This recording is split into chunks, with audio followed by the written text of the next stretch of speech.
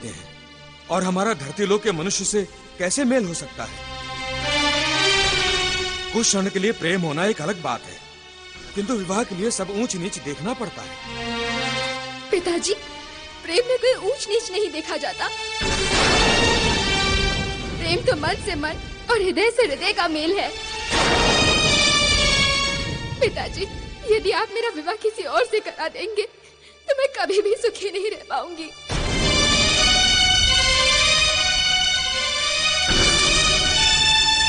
पिताजी, हमारा प्रेम सच्चा है, इसे स्वीकृति दे दीजिए। मुझे महाराज सूरत से विवाह करने की अनुमति दे दीजिए।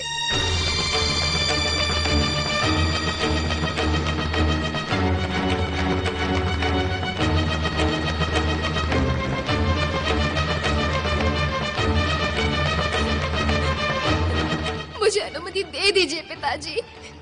बस बहुत हो गया। अब एक बात अच्छी तरह से समझ लो, तुम्हारा विवाह सूरत या पृथ्वी के किसी वासी से कदापि नहीं होगा। तुम्हारा विवाह देवलोक के किसी देवता के साथ ही होगा। तुम्हारा विवाह सूरत या पृथ्वी के किसी वासी से कदापि नहीं होगा।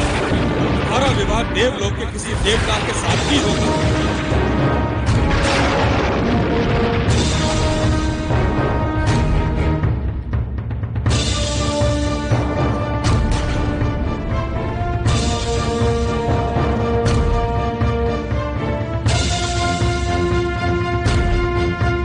पिताजी, मैं आपका अपमान नहीं करना चाहती, परंतु मैं महाराज सूरत को दिया हुआ वचन भी नहीं तोड़ सकती।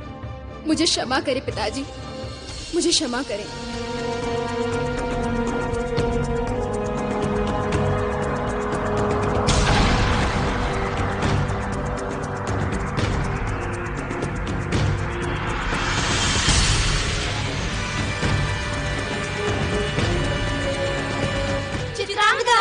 रुक जाओ चित्रांगदा।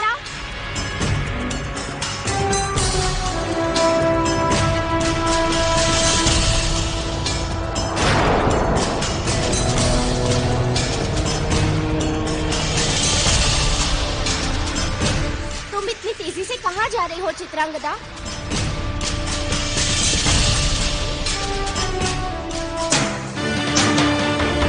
पृथ्वी लोक जा रही हूँ। अपने प्रियतम महाराज सूरत के पास सदा के लिए। अपने प्रियतम महाराज सूरत के पास सदा के लिए।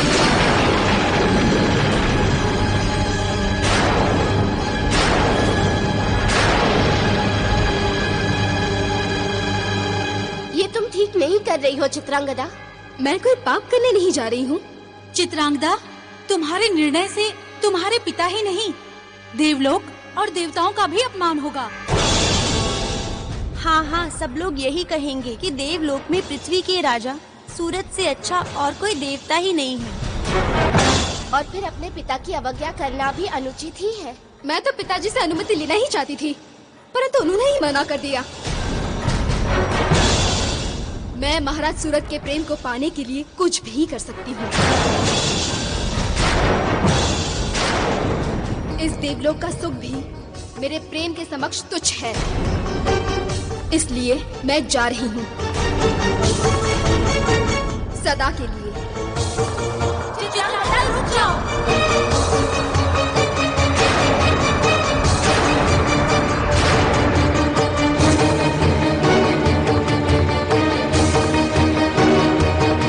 इससे पहले कि चित्रांगदा कुछ अनर्थ कर बैठे, हमें ये सूचना विश्वकर्मा जी को देनी होगी।